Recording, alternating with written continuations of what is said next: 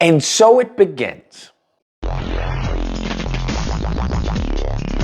Oh my goodness. So I'm sure many of you guys have heard about this story, but I figured I'd do a video on it anyway, because I believe this story is going to be emblematic of the next 4 years to come, okay? Whether you like it or not, all right? But what happened is that after the election, right, a bunch of black youth and adults got text messages sent to them that was addressed to them personally. And what the text messages said was essentially, hey, Deshaun, rise and shine, for your 8 a.m.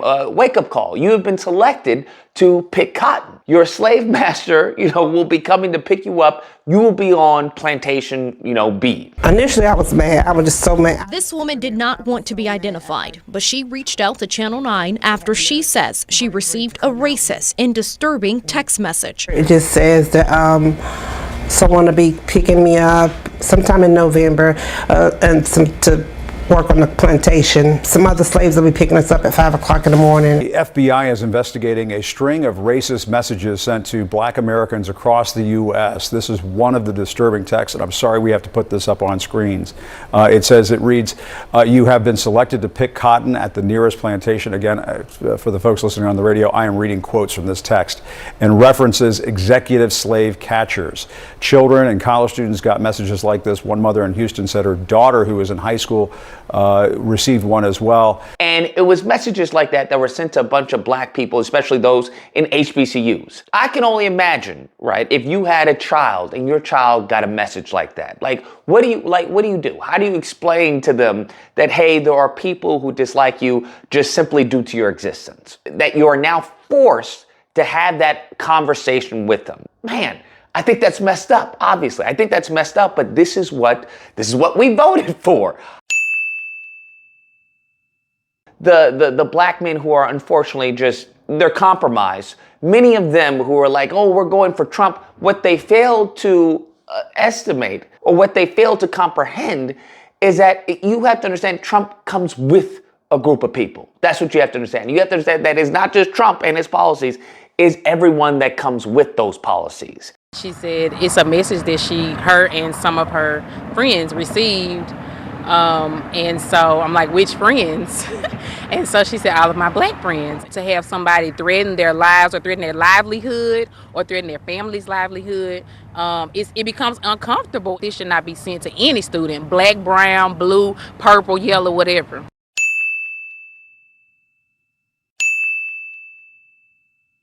This should not be sent to any student, black, brown, blue, purple, yellow, whatever. Huh?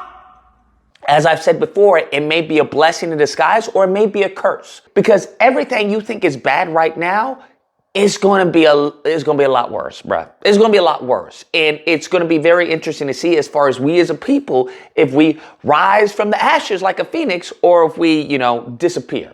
Damn. And I'm old enough to remember when people were mocking George Floyd. I remember as very much you had these white people who were mocking what happened, who were reenacting what was going on.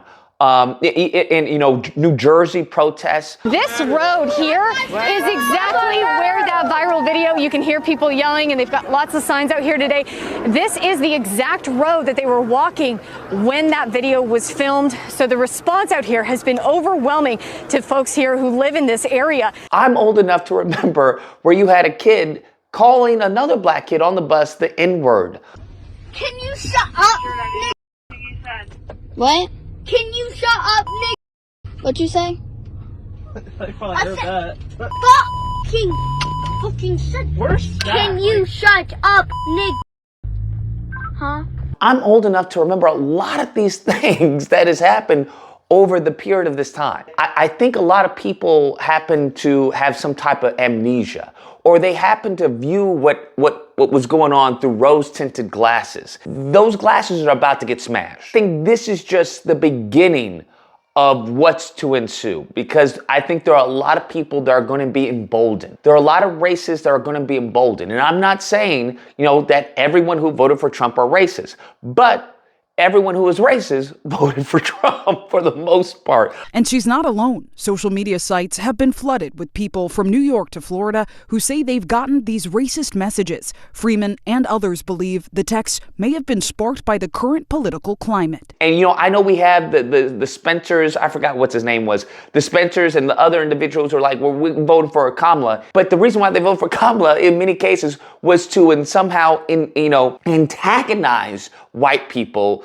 to act, right? It was due to the inaction that they felt that Trump was taking on behalf of white people. That's my 2 cents on it. I think what happened to these kids, you know, with these text messages, I think many of them are going to deny, right? If you look at much of the comments of these, of the channels that are reporting on this, you have a whole bunch of white people who are saying, hey, it's Juicy Smollett, it's Juicy Smollett, right? So you have to understand that at one point, they believe that anything that's racist that happens doesn't exist. But at the same very token, they believe, hey, that this is a white country, that this is made for them, that, you know, the country isn't racist, that this is, you know, this just is what it is. So I find it very interesting how they can have those two conflicting beliefs within the same brain. Because when we had, you know, the Proud Boys, when we had these mofos, the white supremacists or the Nazis, like literal Nazis, they always, you notice this, but they always say, oh, that's the government. Oh, that's the CIA. Oh, that's not real. That's the government. Those are government ops. And it's just like, wait, do you not understand that there's a good swath of the country that is like that? I don't understand. Like, who do you really think that those are government ops? That's what you think is going on? It's so interesting how they wash their hands of any wrongdoing. They wash their hands of any wrongdoing, and that they have done this time and time again, that they get certain groups of people to believe them and then turn on them. They did that with Asians when it comes to affirmative action. Then we come to find out that Asians, you know, enrollment started to plummet. So they use them to get over on them. And that's what they do. When it comes to civil rights, they use the civil rights, they use the Equal Protection Clause that was made for black people to eradicate the Fearless Fund, right? That's what they had. Hey, lift yourself up by the bootstraps, but also we're going to attack anything that helps you lift yourself up by the bootstraps. That's what they have. And most recently, the election, Latinos, right? They got the Latino vote. And now they talking about, well, we're going to deport y'all. We're going to denaturalize y'all. And we're going to remove you from the 14th Amendment. That's what's going to happen. No more birthright citizenship. You guys are gone. And the funny thing is that they do this time and time again. They utilize certain groups and get them under the illusion of the inclusion and then say deuces. Once they use you, you're off. Done. Damn. So it's truly interesting to see the responses to such stories like this. It's going to be interesting to see the responses to stories over these next 4 years. Can't believe this is happening in 2024. So I'm just shocked and disturbed. And why are we still dealing with this? Because you know they're going to do the 3 Ds, deny, deny, deny.